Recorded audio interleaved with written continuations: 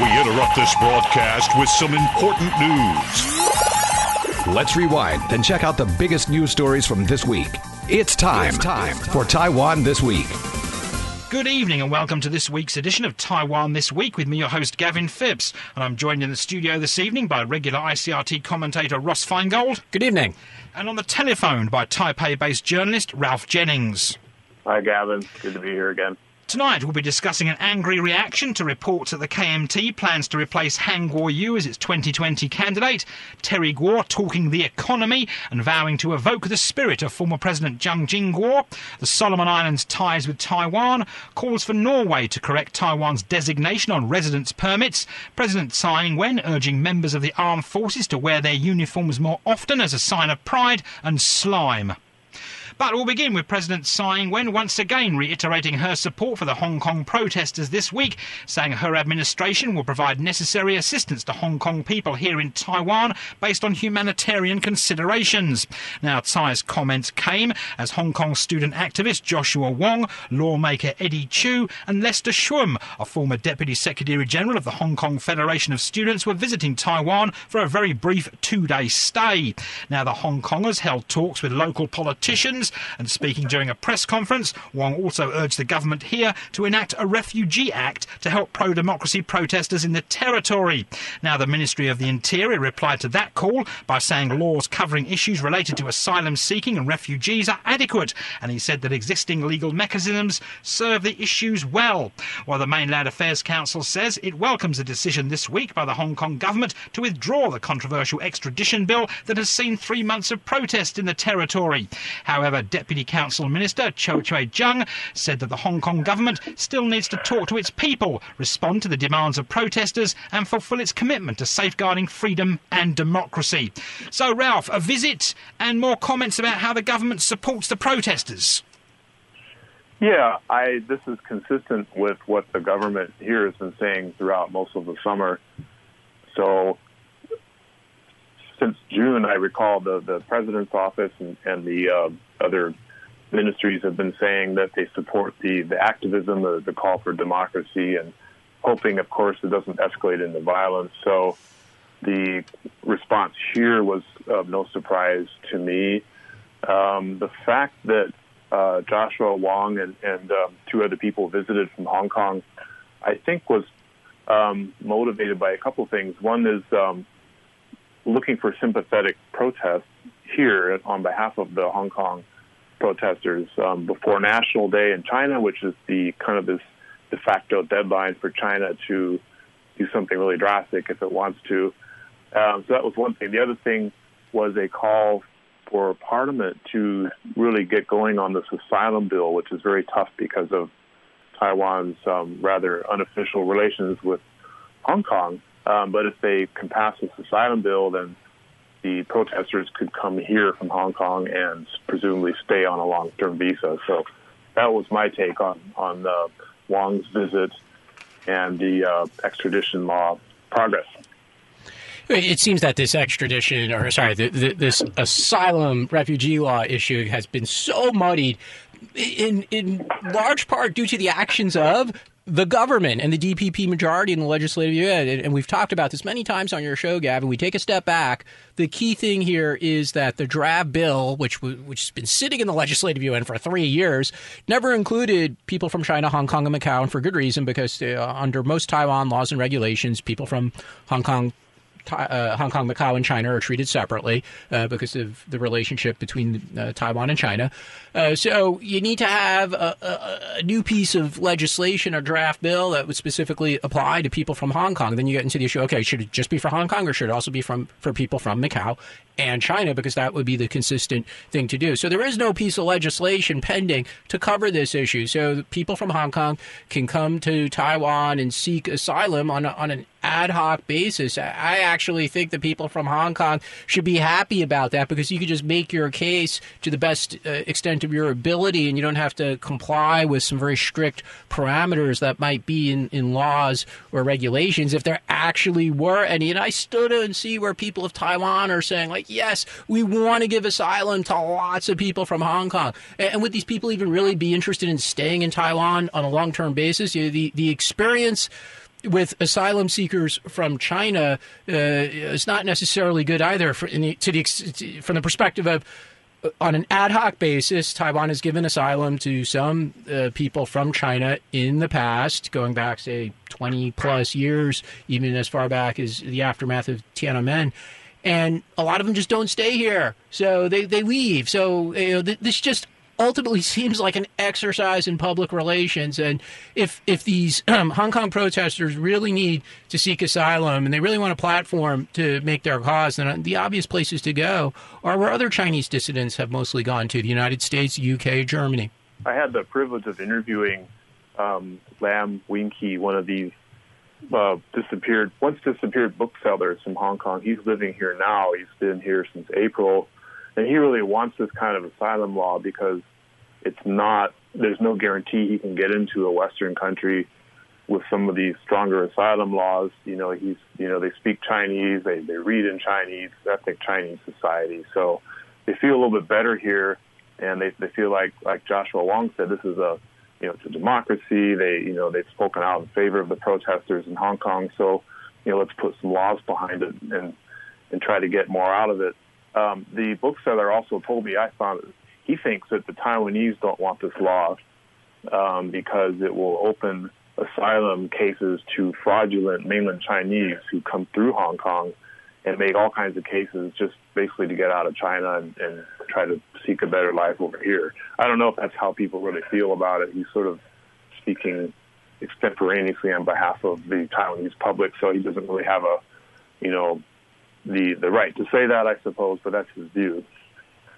Well, one of the interesting things about Ralph's comment or sharing of what the bookseller told him is it almost sounded like the bookseller said, I want you, Taiwan, to give me and my cohorts a basis for asylum that's weaker than what the United States and the UK or other countries, Canada, Australia, are currently have as their process. So I want to come here, and you should give me a basis to do so and make those parameters even weaker. And, you should do it because we both read Chinese characters. It's a pretty weak argument to make, actually. Again, that I don't think that argument would sell very well with the Taiwan public. However, this is actually not really up to the Taiwan public. It's up to one person, President Tsai Ing-wen. She just has to say so, and the DPP legislative majority will immediately drop everything else and pursue this because it's good PR for them as we go into the election season, get closer to the presidential election. So you could imagine, the DPP legislators, president, whoever the vice presidential candidate is going to be for the DPP, they're going to be out there. They would be out there saying we love freedom and democracy so much, so we even passed an asylum law to help those victims in Hong Kong. So it would be good PR for them if they were to do that. And talking about how people in Taiwan support the protesters in Hong Kong, of course, Ralph, Joshua Wong did call for the people in Taiwan to rally on the streets of Taipei in support of the protesters. But do you see a majority of people here actually doing that? I don't think the majority will. When I've seen protests in Taiwan, they generally are directed at, government agencies and once in a while companies and things like that. I suspect you'll see some small, relatively small scale, very well organized, clock in, clock out kind of protests. Maybe the weekend before Chinese National Day, which was what Joshua Wong had asked for. There are people who are pretty staunch about it. There's some committed, highly ideological activists here who will do it. But I don't expect, 10,000, 20,000, 30,000 or anything like that. That's a pretty pessimistic assessment. I mean, if given the size of some of the protests, even if you don't believe, and I don't believe some of the exaggerated claims by organizers in Hong Kong of a few weeks ago, they said 1.7 million attended. It's probably more like several 100,000. Of course, the numbers are as low as the police estimate. But given the size of those events in Hong Kong, if there's only 20,000 people or 30,000 people in Taiwan come up to a sympathy rally here, sympathy for the protesters in Hong Kong, that's a really low turnout, and it shows that there just isn't a lot of enthusiasm. Look, we got other issues here. This goes to the whole question of why should Taiwan spend an an inordinate amount of time on Hong Kong. If you believe that Taiwan is a different country than China, then Taiwan's interest in this issue is only the same to the extent that it would be Canada or Australia's interest in this issue, and not greater. Right, moving on, and in the latest election news from here in Taiwan this week, the KMT stamped its feet, cried foul, and threatened to file a lawsuit against a reporter from Up Media for saying that party officials held talks with China's Taiwan Affairs Office regarding replacing Han Kuo-yu as its presidential candidate. The Up Media story claimed that KMT chairman Wu Deni sent former Mainland Affairs Council Deputy Minister Zhang Xianyao to China to discuss replacing Han with former Honhai chairman Terry Guo. Now, the KMT chairman denied the story, saying the party has stated on numerous occasions that it will not repeat 2016 when it withdrew its then presidential candidate Hong Shou-ju and replaced her with Eric Chu. As for Terry Guo this week, well, a top aide of his announced that the former Honhai chairman won't agree to represent the KMT in the 2020 presidential election if he's asked to replace Han Kuo-yu. Now, Tsai Ing-wen told reporters that if Guo decides to run in January's election, he will do so as an independent candidate. Now, Guo himself on Sunday of this week took to Facebook to air his views about 2020 hopefuls and what they should be talking about, and he said the focus should be on economic and technological development rather than political mudslinging over political affiliations and topics such as unification versus independence. Guo also vowed to evoke the spirit of former President Chiang Jing-kuo, and he wrote some political slogans on his Facebook page which read "Industrial diplomacy" and "Turn economic input into political output and profit." So there you go. Lots to digest there, Ross. It sure was, but he's still not a presidential candidate. So he could keep giving us appetizers and whetting the appetite of the voters. But until he actually declares, and he might do so in the coming days, given certain filing deadlines under applicable election laws, until he's a candidate, he's just dancing around the issues. And it's reasonable to assume he will become a candidate. So he's floating some of these ideas. And obviously he's going to focus on economic issues, given his background as a business person. None of these Facebook statements are... he's sending out his surrogates to make statements to the media. And there are some reports that there's some infighting among his spokespeople as well. But none of this has really generated more of a buzz or enthusiasm for his candidacy. So anything he's been doing or saying in recent days and weeks in public on social media certainly hasn't helped his support levels. I think that Terry Guo is trying to figure out whether he has enough of a popular mandate to run on his own. I think he's pretty well aware that the party isn't going to nominate him. If they wanted to do that, they could have done it before. They had done their opinion polls. And I've seen some fairly credible local media saying that what he's really trying to do is figure out whether he could get any votes, any serious number of votes, if he ran on his own. And that's why he was trying to talk to the mayor of Taipei and to Wang Jinping about that whole thing. So what he puts on social media may be part of that investigation he's doing into whether anybody would actually vote for him. Right, Ross, and of course the KMT kerfuffle over did they talk to the Chinese Taiwan Affairs Office about replacing Han or not? Well, if this story is completely false, and it's not the first time that Up Media, unfortunately, has been accused of writing stories that lacked fact, but to the extent the story is false, then the party has done the right thing. Let them prove it in court and get damages and a public apology retraction from media. But keeping a bitter perspective here, the fact that the Kuomintang has channels of communication with the government in Beijing should not be a surprise. It is not illegal, so let's not accuse them of being engaged in any kind of traitorous behavior. I mean, this is a party that has public forums with the Communist Party and delegations of party officials or elected legislators or city councilors of the Kuomintang periodically do visit China. That has occurred even during this year in the course of preparing for the presidential election. So the fact that they might have communication or communication might have happened, that should not surprise us at all. And again, it's not illegal. You might not like it, and voters might hold it against them, given some of China's behavior towards Taiwan. And that would be understandable as well if some voters say you shouldn't have any kind of communication. But whether or not this message, specifically as alleged in the media report, was discussed in the meeting, well, I guess, we'd have to find out whether or not such meetings really occurred, and then it would only be the principals who were in the room at the time who would know what was actually said. But ultimately, it's hard to see how this will impact voter behavior or decisions, if people will even be thinking about this come the days prior to the election when voters make their final decision, or when they go to the voting booth and vote next January. And Ralph, do you think this will all be forgotten about come January? It's hard to say whether the Up Media report is true or not. There's a couple of things that stand out. One is that there's always been this suspicion since Tsai Ing-wen was president that the KMT and or anybody they have in government at any level is talking to the Chinese, unbeknownst to the public here. So there's been that suspicion all along, and it's sort of understandable because that was happening toward the end of the Ma years. And then the idea that China may prefer Terry Kuo is also something that I think is already resonating with some voters, and it probably will continue to if he runs. Which is that because of his factory properties in China, the massive amounts of holdings he has there, China could control him pretty well if he were the candidate, if he were the president, simply by messing around with some of his assets over there and making it hard for him to do business. And let's move on from politics and talk about international foreign affairs.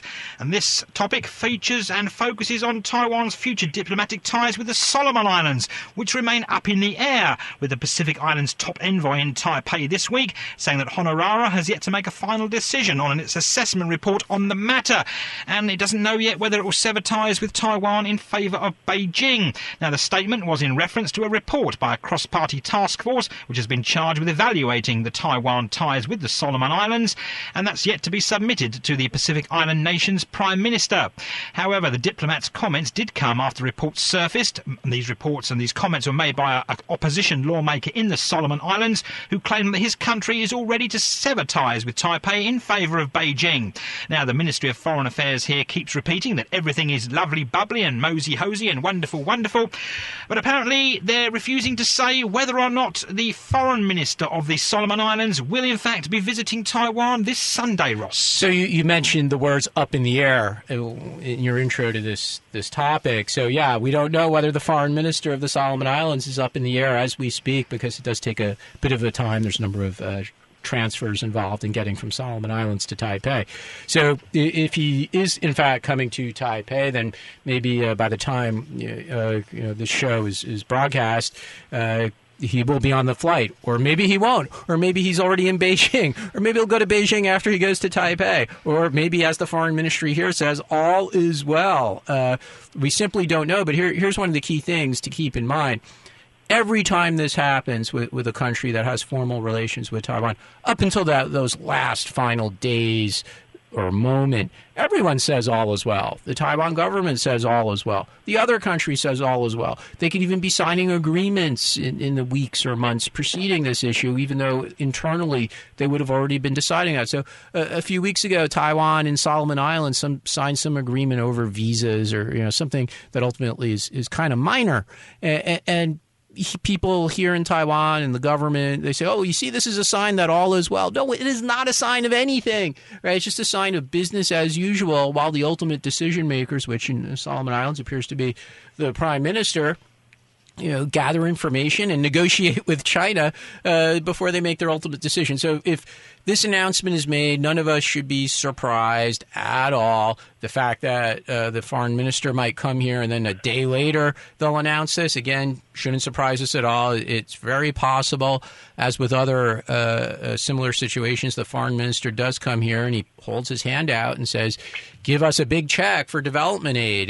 You could call that green mail if you want. But the reality is Taiwan has maintained the relationship not because the Solomon Islands loves the nice people of Taiwan, or because they love to visit Taipei, or because they love democracy. They maintain this relationship because Taiwan has given them financial aid. And if China is going to overwhelm the Solomon Islands with offers of aid, purchases of Solomon Islands exports, or tourists that are going to go to Solomon Islands, and people could debate all they want that, oh, this is bad. You don't want to be in this relationship with China. Well, like 170 or 80 countries already are. So the Solomon Islands to join the rest of the world, minus 16. Again, we shouldn't be surprised. Life will go on, Gavin. All right, if Solomon Islands de-recognizes Taiwan and establishes relations with the People's Republic of China, I assure you we will go on here in Taiwan just fine. A couple things. Again, the Solomons case over the past 90 or 100 days, or whatever it's been, stands out simply because the Solomons has been rather public about what it's doing. In most cases where an ally is about to switch ties or even considering it, you don't hear much. There might be a couple of blips here and there, but in this case, it's just monitored on and on and on. The stuff out of Honiara, the stuff out of here, the stuff out of Australia about what's going on. So that's put the government here in kind of a difficult position to keep responding to it. The fact is they still do have relations with them, and it's up in the air, as both of you have just said. So it is hard to know. Anything can happen. It doesn't really matter who's saying what to who at the moment. I agree with that. And I also agree that it's not surprising if the Solomons does sever relations. Taiwan is used to this. I think it would be the sixth country to do so under Tsai Ing-wen's watch. And a lot of the people I've talked to will say, well, as long as Taiwan has 5 or 10 of these countries to stick up for it in the United Nations, then things are basically okay. There's enough legitimacy there, especially if the informal relations with the U.S., Japan, et cetera, are strong at the same time. And I'm sure, as Ross is saying, people here are not going to freak out about it. Life will certainly go on.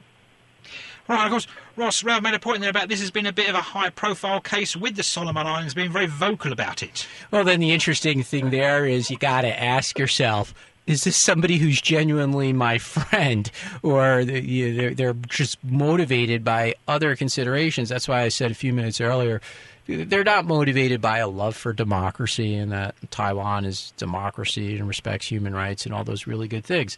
They are clearly motivated by, no surprise, what's best for the Solomon Islands economically, politically, its status in Oceania, Asia Pacific, and ultimately globally. And Solomon Islands is a country that's in need of not just bilateral assistance, but multilateral assistance from international organizations. And when China is not a country that you recognize, then you have difficulty getting that kind of assistance, whether it's through UN-affiliated agencies or others. China's going to be pretty nasty to you if you don't recognize them. So, we shouldn't begrudge the Solomon Islands doing what's best for what or what they perceive is best for them. And if they de-recognize Taiwan, we wish them well. But clearly their motivations isn't altruistic.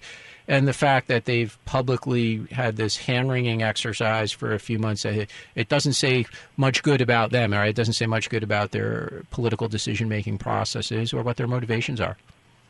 Ralph? Yeah, I think there's some cultural differences, too, between some of the South Pacific islands and other countries and how this is handled. I think if you go to some of these places, it's a small countries, people are fairly open. If you go down as a reporter and say, hey, are you considering switching ties? Somebody will come out and say, well, why, yes, we are, and here's what's happening. And it becomes Taiwan's burden to tell the ambassador here to shut up about it, which is what's happened before, I think, with Palau, if I remember right. Whereas, you get other countries and they play by the rules of kind of standard large country democracy where they don't talk too much about it until they're sure they know what they want to do. So I don't know if it's so much the Solomons not being a friend. I think it's all friendships and diplomacy are really practical in nature, but I think it's just sort of the way things are. They're a small country. People do a lot of talking. They're open, and this kind of stuff comes out. Right, Ross, could we go into conspiracy theory sort of time here and say, do you think possibly Beijing is playing a background role here and dragging it out closer to Taiwan's election? Well, it's already close to the election, so whether or not it happens mid-September, mid-October, mid-November, mid-December, it's almost irrelevant. Maybe a more important factor here is simply that it's been a long time, right? So Beijing is just getting a bit antsy since the last time they forced a country into or persuaded, I should say, persuaded a country to derecognize the Republic of China and to recognize the People's Republic of China. So it's kind of about that time, right? So Ralph mentioned the 6 countries that have done this during the Tsai administration, but it's been a while. So probably over there in Beijing, they're looking at what's our standard operating procedure for making Taiwan squirm. That would be military exercises, not letting Taiwan attend some international organization meeting. So we had the WHA a few months ago. UN is upcoming, UN General Assembly. So obviously Taiwan can't attend that. But it's been a while for a derecognition, so there's probably somebody over in Beijing saying, "Oh wait, we got to do it. Time's a coming for a derecognition." So whether it's now or the day before the presidential election, probably irrelevant. And it's kind of already sunk in with the public here. So if it were to happen shortly before the election, as opposed to today, it would be kind of hard for the Kuomintang to use it as a tool in any greater way. So they could use it today. Successfully or not, we don't know. And they could use it in December or the first week and a half of January, but probably it doesn't change its effectiveness for the Kuomintang. No, they could be practising removing the flag from the lobby of the Ministry of Foreign Affairs, Ross, because you always like to see that, don't you? The janitor. There's always that, and I'm sure Ralph knows the photo as well, right? There's every time there's a derecognition, we get to see the backside of the janitor leaning over, taking the flag out, taking the flag. It raises the very obvious logical question, which is, instead of embarrassing or humiliating yourself every time this happens, just remove all the flags from the lobby. There are other displays that could be in the lobby of the Republic of China Foreign Ministry besides this diminishing number of countries that have formal relations. We don't have to copy every other foreign ministry around the world that does this. It's, the 17 countries, they're not going to claim it's a horrible breach of protocol if the flags aren't in the MOFA lobby. They could take it one step further. Why don't they just put the flags of all the countries that have offices in Taiwan as well as embassies? Or you could have the embassies on one side and the representative offices on the other. Anyway, both is just setting themselves up for a bad PR moment. But yeah, Gavin, you're probably right. The guy is probably limbering up. He's doing some squats and some stretching, getting his muscles ready for that scene when he has to lean over, pick up that big flagpole, and amber out of the lobby with the Solomon Islands flag. Which raises another important question, Gavin. What does he do with that Solomon Islands flag after derecognition? Where does it go? eBay. As a joke. I don't know if it goes to eBay. I have no idea if it goes to eBay. I have no idea where the flags go. Maybe they give them to him as a gift. Y'all are forgetting about the other photo that we need to expect, which is about 3 or 4 days after the break in relations. We'll have the foreign minister or the prime minister go to Beijing, stand up on a stage with the Chinese flag, shake hands very solemnly, and swear to uphold the One China principle. Now, we have to take a short break now, but we'll be right back after these rather important commercials.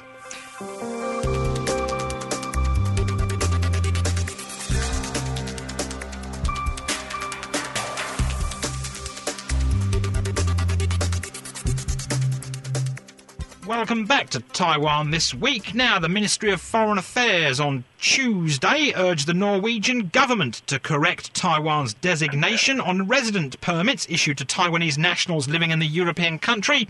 Now, Ministry spokeswoman Joanne Oh told reporters that the Taipei mission in Sweden has written to Norway's foreign minister requesting it take the matter seriously and correct the wording on the residence permits. Now, the statement comes after a group of Taiwanese expats in Norway filed a lawsuit against the Norwegian government, accusing it of changing their citizenship to Chinese from Taiwanese Taiwanese on said residence permits. Now, that lawsuit was filed at a district court in Oslo on August the 29th, and a court hearing is scheduled to be held early next year. Now, if you're interested, the plaintiffs in the case are the Norwegian Directorate of Immigration, the Immigration Appeals Board, and the Oslo Police Precinct. So, Ross, there you go. They're taking a country to court over its ID cards. The sad thing here is that these Taiwan expatriates in Norway, which is not a large number of persons, have been talking about this for a long time.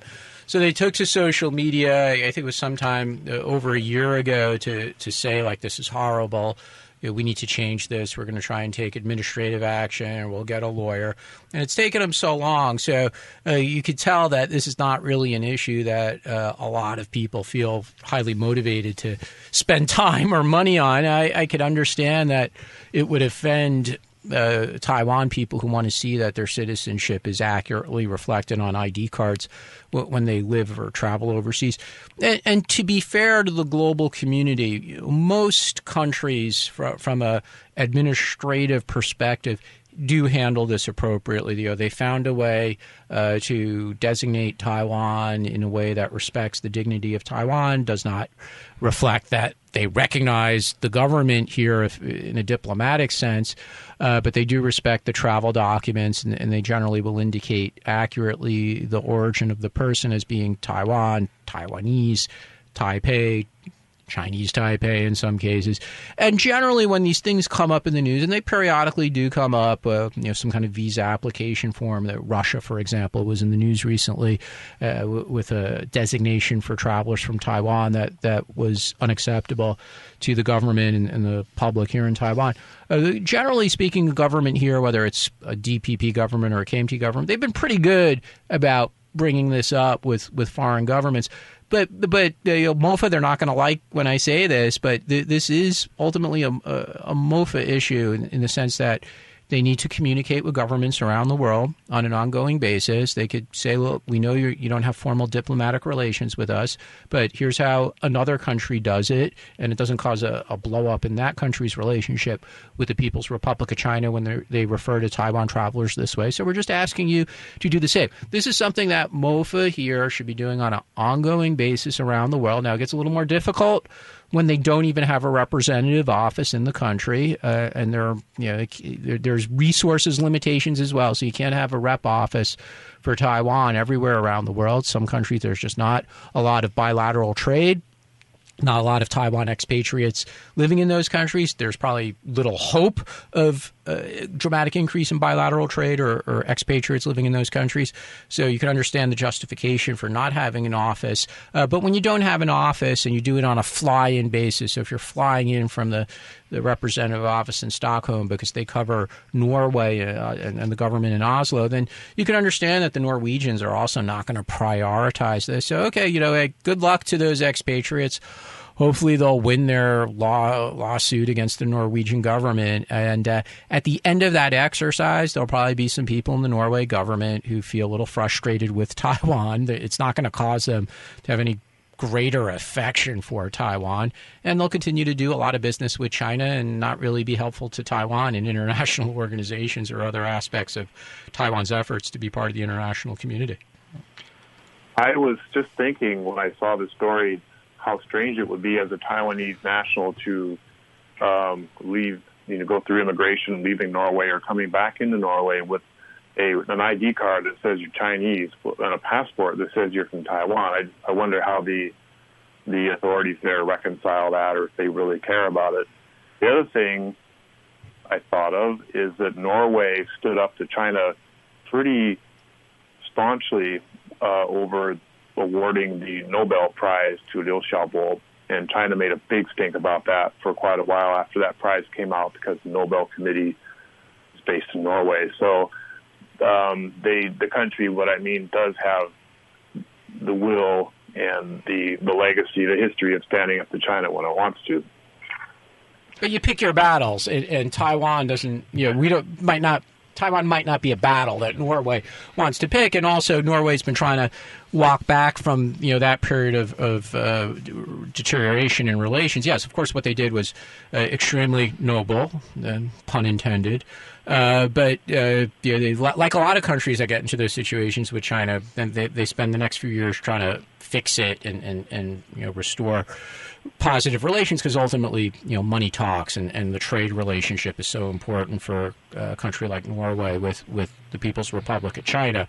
But they might be willing to have that argument with China over something like a Nobel Prize. Or giving asylum to a Chinese dissident, but are they going to want to have arguments with China over Taiwan? Generally, very few countries are willing to do that, especially from a government perspective. Now, President Tsai Ing-wen on Tuesday called for greater recognition of military service and encouraged members of the armed forces to wear their uniforms more often as a sign of pride in their role safeguarding the country, to use her words. Now, Tsai made the statement while marking Armed Forces Day, and she went on to say that she hopes the public can salute servicemen and women in uniform for their efforts when they meet them on the street, and she believes that such signs of respect will form a stronger bond between the public and the armed forces. So, Ross, soldiers on the streets in uniforms in Taiwan. Of course, this happened before, of course. Yeah, well, that was a very different era. It was called martial law, authoritarianism, dictatorship, totalitarianism, and whatever other negative descriptions of the era one would like to use. But if we fast forward to 2019, and the reason why she's bringing this up, obviously this culture does not exist in Taiwan anymore. So when what used to be conscripts are now people doing the abbreviated national service, or people who are career enlistees or officers go off duty, it seems like they get out of uniform as quickly as possible. They're much more inclined to change out of their uniform at their post and then leave post and travel home or wherever they're going, rather than wear their uniform when they're off duty and traveling back to their civilian homes or visiting their families, etc. So the culture just does not exist here. And that contrasts with other countries. People in the audience who spend time in Singapore would know that you frequently see young men they call going back. They say they're going back from their camp to their homes, visiting family on weekends, for example, and they wear their uniforms. And that's just part of the culture. And the same thing would apply in other countries, whether it's Israel, parts of Europe. You're just used to seeing young men, especially in countries with mandatory conscription, where hundreds of thousands of young men at any given time might be, or in Israel, men and women would be doing national service. So it just doesn't exist here, and the president's saying this is probably not going to cause people to say, like, oh, I'm going off duty, but I'm going to wear my uniform back to my home. The only way this would change would be the very simple method of ordering military personnel that when you are off duty and traveling from base to your civilian home, you still must wear your uniform. So there's a very easy solution here. Will this alone cause members of the public to get excited or to salute people or go up to people on the street and say, thank you so much for all that you do? The answer to that is no. I think it's a risk-free offer, a nice gesture from the president to do this. As you know, the president has been trying to stimulate domestic defense industry and to improve the military's capabilities all around. And I think her wish, or her plea, if you will, goes back into the Ma years, when there were some issues. There was some significant morale issues involving, I can't remember the details of the case, but there was a gentleman in the armed forces who was worked way too hard, if I remember it right, and that set off some protests and a lot of discussion about how long men should serve in the armed forces. And then you fast forward it again to today. I do see people wearing their uniforms here and there, not often, not all the time, not every day, but once in a while you see somebody on a train or whatever wearing their fatigues. And if somebody were to stop and salute them, it would probably go a long way to boosting that person's morale. And then you have you might come full circle someday, because you get guys wearing camouflage gear and they're not even in the military just because it looks cool. So someday you might not even know who's who. Yes, anyway, before we go, the local news was abuzz earlier this week with slime, or rather a story about the children's toy called slime, as it was reported that the squashy substance can result in the loss of fingerprints. Now, numerous reports cited a doctor telling the story of how she recently treated an elementary school student who developed an allergic reaction to slime, which she had been playing with during her summer vacation. Apparently it caused the girl to have hypersensitivity in her hands and her fingerprints disappeared. So apparently slime is pretty dangerous stuff. So Ross, as a lawyer, it causes allergic reactions and is poisonous. Now this doesn't sound like a toy that children should be allowed to play with, let alone something that should be sold to children. But it does of course sound like something that a person eyeing a job as a career criminal should possibly invest in. There are two different angles there. As you said, one is the consumer protection angle, and we could easily foresee an overreaction by consumer protection officials here in Taiwan, because they often do overreact. Maybe the family will sue the manufacturer as well for putting a dangerous product and depriving their child of fingerprints for the rest of the person's life, which would be a terrible outcome. And then, it's also a public message to criminals. Go for it. You want to break into Gavin's home, then slime up your fingers and burn off your fingerprints, and then you could break in. Of course, gloves is an alternative as well. But if you want to be safe, slime up your fingers and commit all sorts of crime, and just don't leave any DNA behind after you've slimed up your fingers. So, Ralph, you confiscated your children's slime. I certainly did. I'm not sure about the loss of fingerprints. My kids seem to both have those because you can tell they try to get into our smartphones and their fingerprints don't match ours. Hey, maybe that's because they don't have any anymore. I didn't think of it that way. But more to the point, we had to take it all away because the slime, regardless of what it does to your hands, it does a lot of things to your clothes, sometimes to the floor, sometimes to the bed sheets, sometimes to whatever else it comes into contact with. It's supposed to be non-toxic, of course, but that doesn't mean it won't stain almost anything it comes into contact with. It was appearing in too many parts of the home, so we put it away in a little box near the door, and I told them they can take it out into the park if they want, and they completely lost interest in it at that point. Well, there you go. What a good idea. Get rid of his slime. Well, what do you expect for something that costs but 50 or 100 NT, is probably made in China and is filled with chemicals and has a very viscous kind of property about it. This can't be good, Gavin, right? It's just oozing danger. No, I will not be buying any slime. Anyway, that's where we'll leave it here on Taiwan This Week, and I've been joined in the studio today by Ross Feingold. Good evening. And on the telephone by Ralph Jennings. Thanks again, Gavin. And thanks for tuning in to this week's edition of Taiwan This Week here on ICRT with me, Gavin Phipps. And there won't be a show next Friday, as we'll be at home munching on our tasty mooncakes. Yes, Ross Feingold will be munching on a mooncake. But don't forget to check out Taiwan This Week podcasts on iTunes and Android podcast apps, where you can get access to all our previous shows. Tune in again next Friday evening at 9 for another informative look at the top stories of the week with Taiwan This Week. And don't forget to also check out our podcast on our website, icrt.com.tw. Now keep it here for more music and news only on ICRT FM 100.